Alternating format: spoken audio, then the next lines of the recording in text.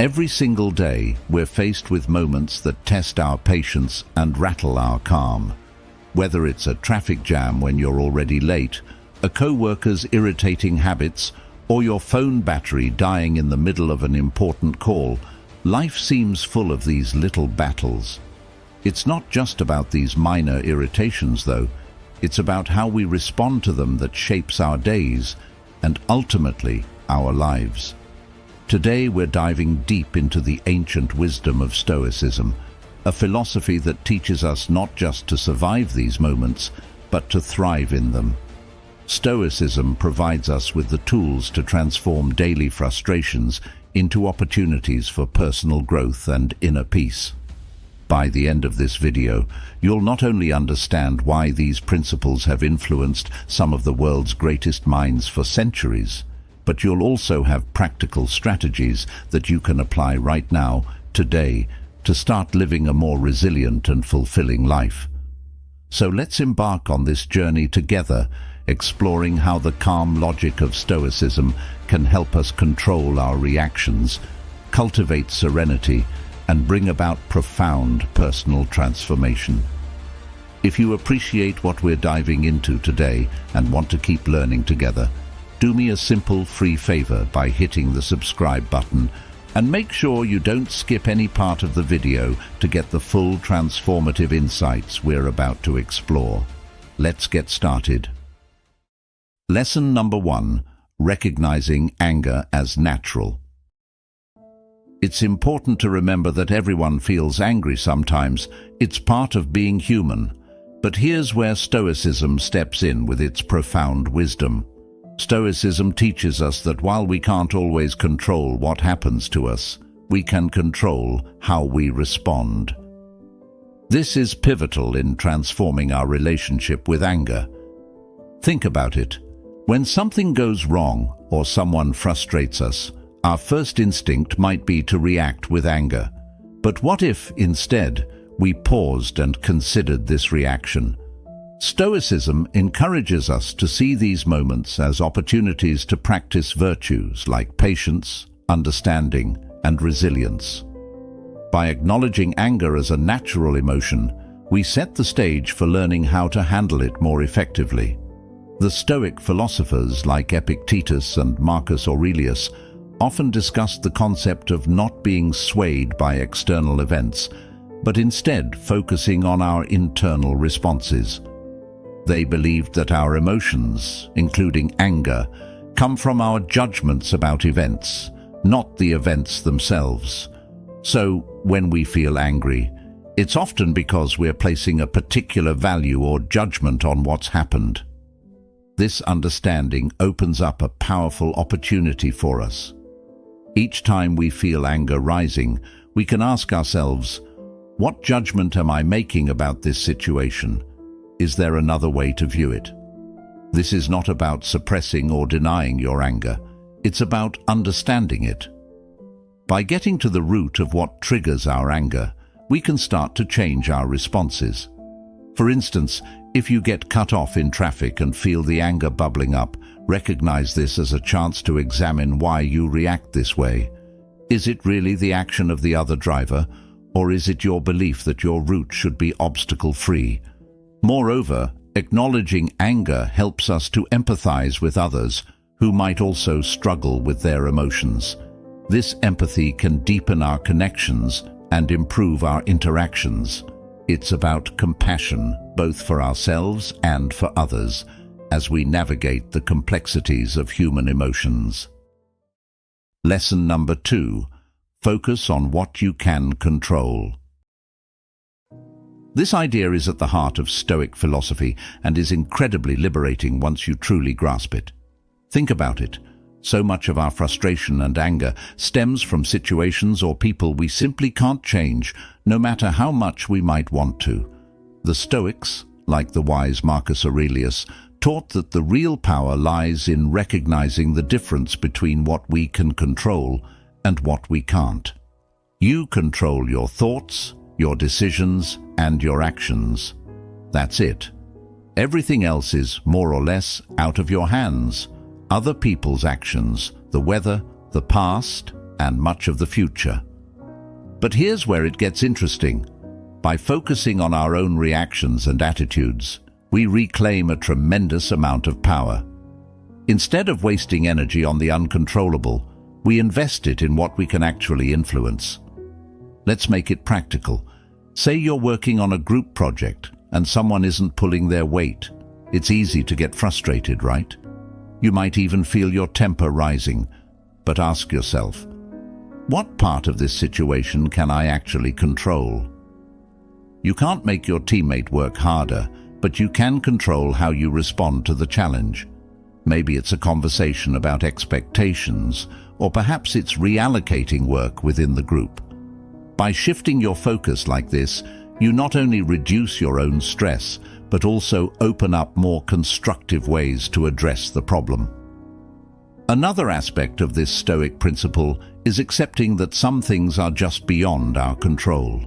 This acceptance doesn't mean resignation, it means understanding where our power truly lies.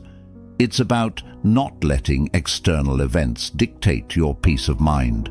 For instance, if you're stuck in traffic and you're getting irritated because you're going to be late, pause and think, can I control the traffic? No. But what can I control? Your reaction.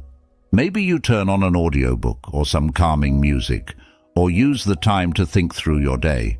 The beauty of focusing on what you can control is that it gradually builds a stronger, more resilient mindset. Over time, you'll find yourself less shaken by life's ups and downs because you know where your responsibilities lie and where they don't. This isn't about suppressing your feelings, but about channeling your energies more productively. Lesson number 3. Practice mindfulness.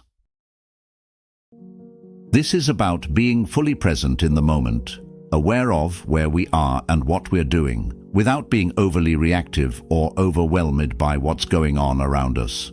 This aligns beautifully with Stoic teachings, which emphasize awareness of our thoughts and actions and maintaining control over our reactions to external circumstances. So, why practice mindfulness? Because it helps us to pause between our experiences and our reactions to them.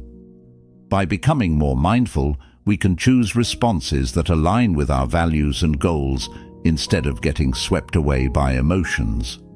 This is particularly useful when dealing with anger or frustration. For example, when someone says something that upsets you, instead of immediately reacting or snapping back, mindfulness allows you to take a step back. You notice your emotional surge, but choose to observe it passively without acting on it immediately. This space that mindfulness creates is not just calming, it's empowering. It gives you the chance to choose a response that you won't regret later. Let's talk about how to incorporate mindfulness into daily life, because it sounds great in theory, but it's in the practice that the real magic happens. One simple technique is to focus on your breathing. When you find yourself feeling anxious or angry, take a moment to concentrate on deep, slow breaths. This focus pulls your mind away from the triggers of stress or anger and brings you back to what you can control, your breath. Another practical method is what I like to call mindful observation. Choose an ordinary task or moment, like drinking a cup of coffee. Focus all your senses on this experience. Notice the aroma, the heat of the cup in your hands, the taste. This practice of engaging fully with the present moment can transform an ordinary experience into a richer, more textured moment. What's fascinating about this is that it trains your brain to apply the same level of awareness to more challenging situations. When anger or frustration arises, you'll be better equipped to handle it with the same focus and calm. Stoicism also teaches us about the impermanence of our experiences. Nothing lasts forever, not even our emotions. Mindfulness complements this by helping us to experience our feelings without judgment. Acknowledge that you're angry, recognize it, but also remind yourself that this anger is just a passing state. It's not who you are, and it doesn't control you unless you let it. Lesson number 4. Accept impermanence. The idea that everything changes and nothing lasts forever is a universal truth that can help us navigate life's ups and downs with more grace and less frustration. It's about understanding that our circumstances, emotions, and even our thoughts are constantly in flux, and learning to embrace this constant state of change rather than resisting it.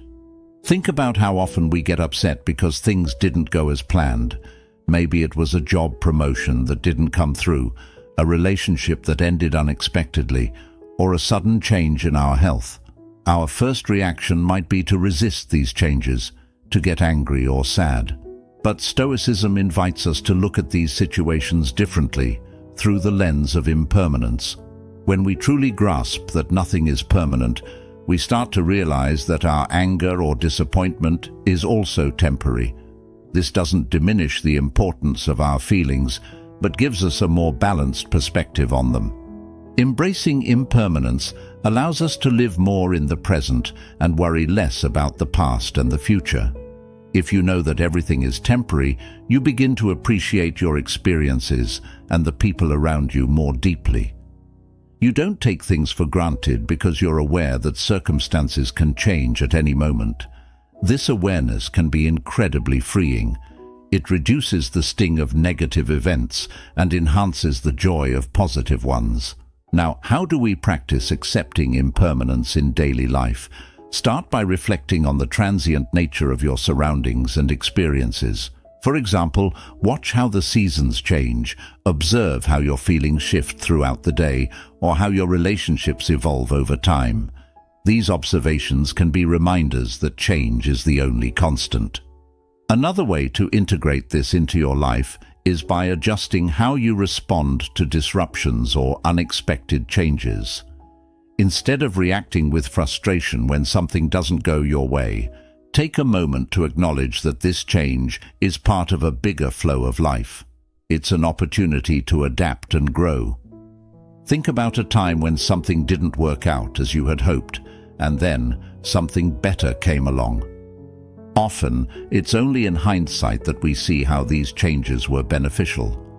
Stoicism doesn't just ask us to accept impermanence, it encourages us to find strength in it. Each change and ending is a chance to practice resilience and flexibility. By fostering this mindset, we not only cope with life's challenges more effectively, but also learn to move through them with a sense of peace and anticipation for what's next. Lesson number 5. Understand your emotions. The Stoics believed that becoming aware of the root causes of our emotions could lead to greater self-mastery. When we understand our emotions, we are better equipped to respond to life's challenges in ways that are aligned with our values and goals, rather than simply reacting out of habit or impulse.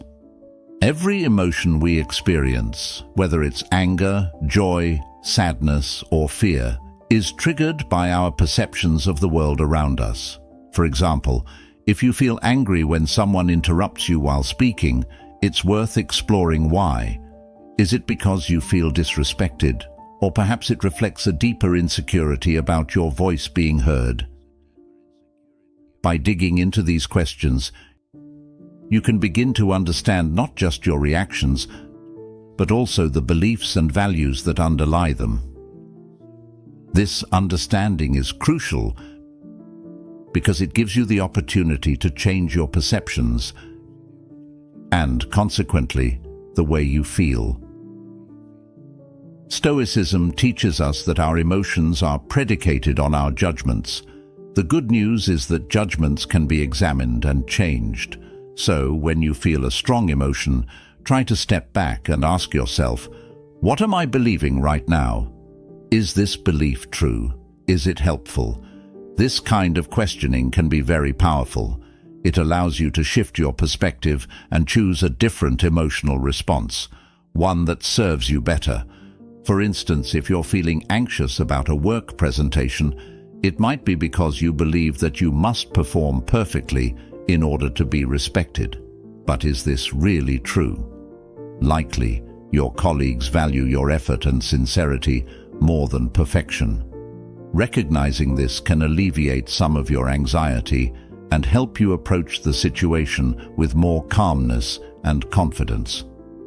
Practically speaking, journaling can be an incredibly effective tool for understanding your emotions. By writing down what you feel and exploring why you feel it, you can uncover patterns and triggers that you might not be aware of otherwise. This reflection not only helps in the moment, but also builds a sort of emotional intelligence over time that can make you more resilient and adaptable. Another approach is to discuss your feelings with someone you trust, a friend, a family member, or a mentor. Speaking about your emotions can provide new insights and perspectives that you might not have considered. It's often through dialogue that we come to new understandings about ourselves and our relationships. Embracing the Stoic approach to emotions isn't about suppressing what you feel. On the contrary, it's about engaging with your emotions in a proactive and reflective way. It's about taking control of the narrative of your inner life. By understanding your emotions, you're not just reacting to the world, you're actively shaping your experience of it. Lesson number 6. Develop patience. Stoicism teaches us the value of patience not just as a way to endure, but as a method to transform our experiences. Patience, according to Stoic philosophy, isn't just about waiting. It's about how we behave while we wait.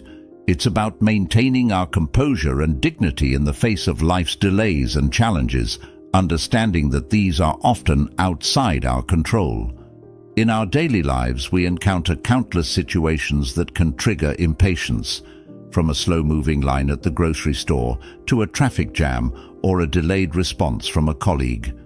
Our first instinct might be to feel irritated or stressed, but here's where Stoicism comes into play. It encourages us to see these moments as opportunities to practice virtue.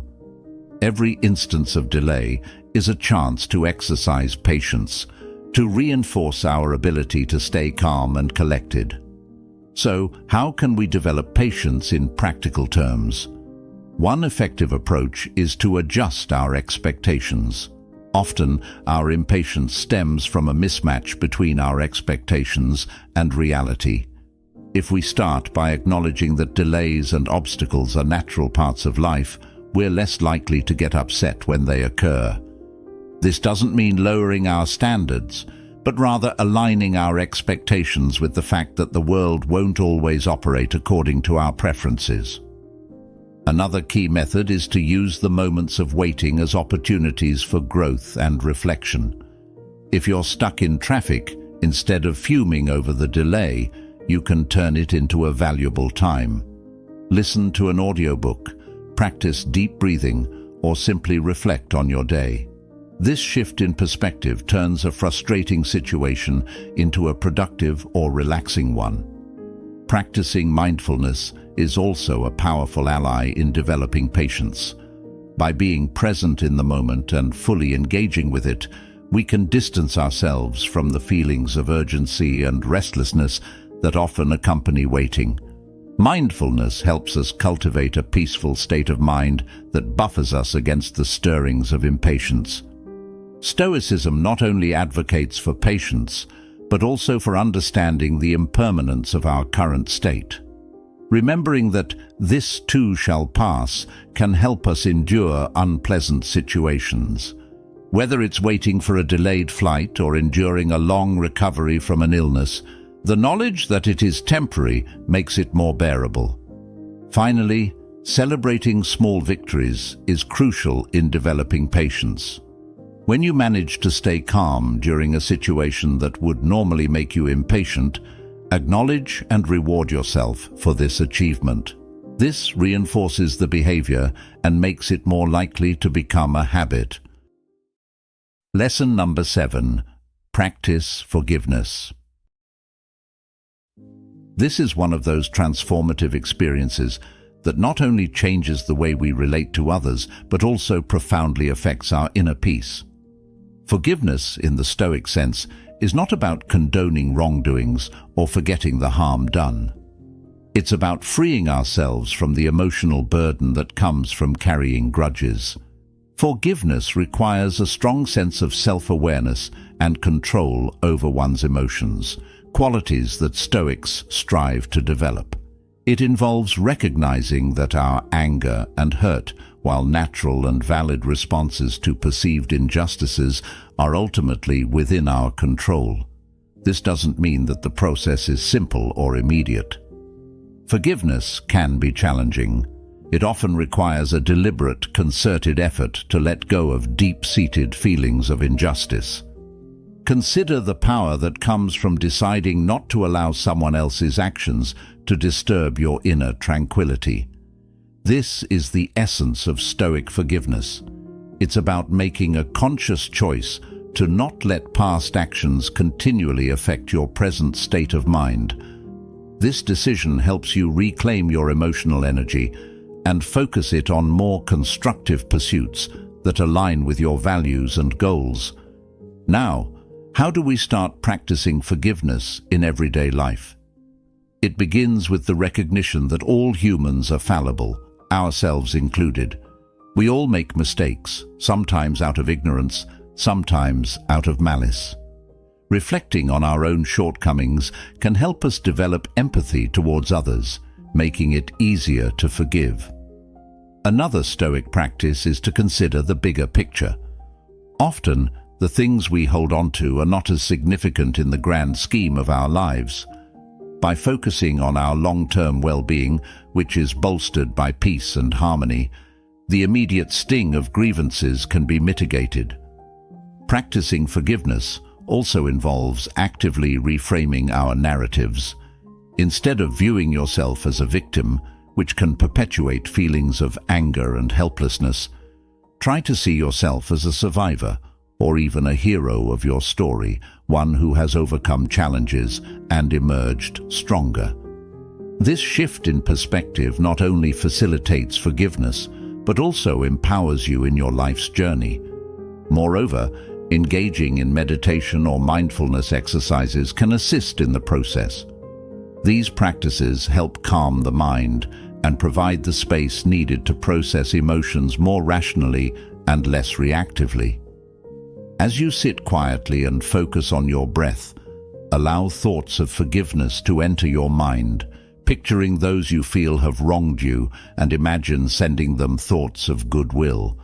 This doesn't mean you accept the wrong, but you are choosing to release its hold over you.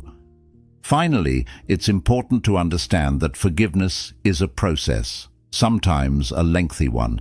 It doesn't happen all at once, and that's perfectly okay. Each step towards forgiveness, no matter how small, is a step towards a freer, more emotionally balanced life. Lesson number 8. Practice self-control. At its essence, self-control allows us to pause before reacting, giving us the time to consider whether our impulses align with our long-term goals.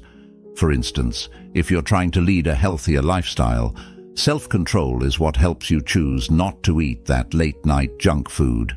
In emotional situations, self-control helps you hold back a harsh word or an angry reply, preserving relationships and maintaining peace of mind. How can we strengthen this essential skill? One effective Stoic practice is to regularly reflect on our actions and their consequences. This could be as simple as taking a few minutes each evening to think about the choices you made throughout the day. Were there moments when you lacked self-control? What triggered it? Understanding these patterns is the first step towards managing them.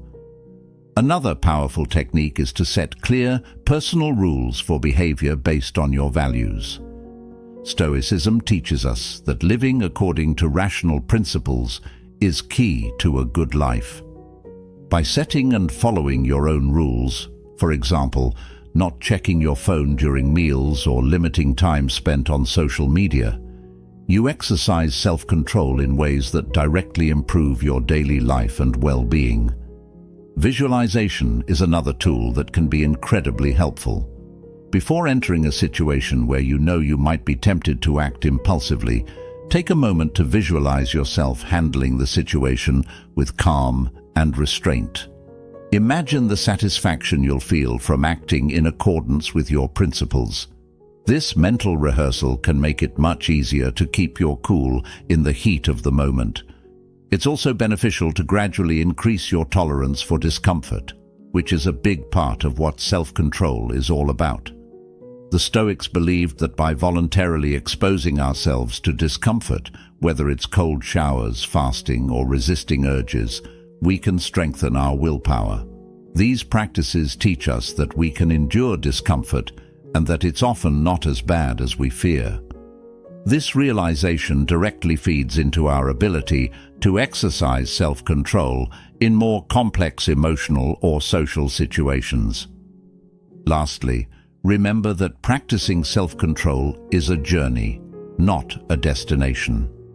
There will be times when you falter. That's just part of being human. What matters is that you recognize these moments, learn from them, and continue to strive for improvement. Each act of self-control, no matter how small, is a victory in its own right and a step towards becoming a wiser, more balanced person. Thank you for joining me today at Stoic Journal. Remember, every step towards mastering your emotions is a step towards a more peaceful life. Don't forget to check out one of the suggested videos on your screen to continue your journey in Stoicism. Together, we're not just learning, we're transforming.